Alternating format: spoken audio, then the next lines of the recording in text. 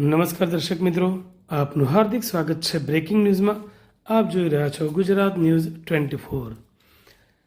ધાર્મિક સમાચાર પ્રાપ્ત થઈ રહ્યા છે ચાણસ્મા તાલુકાના લણવા ગામથી.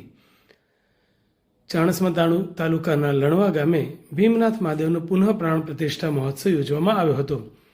ત્રિદિવસીય આ મહોત્સવમાં આજે બીજા દિવસે ભીમનાથ મહાદેવના નવા શિવલિંગ, હનુમાન દાદા, ભૈરવ દાદા, નંદી અને ઉમિયા માતાજીની મૂર્તિનું શાસ્ત્રી સુભાષચંદ્ર દ્વારા વૈદિક વિધિ અનુસાર નવીન બનાવેલા મંદિરોમાં સ્થાપિત કરવામાં આવેલ.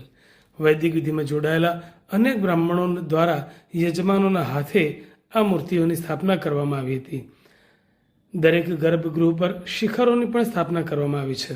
આ સંપૂર્ણ પ્રતિષ્ઠા મહોત્સવ રંગારંગ સાંસ્કૃતિક કાર્યક્રમ સાથે સંપન્ન થયો.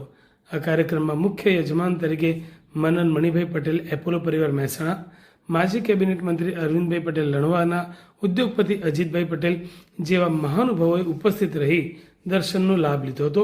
તેમજ વાળીનાથ મંદિર તરફના મહંત જયરામગીરી બાપુ તેમજ નામી અનામી અનેક સાધુ સંતો મહંતો ઉપસ્થિત રહ્યા હતા.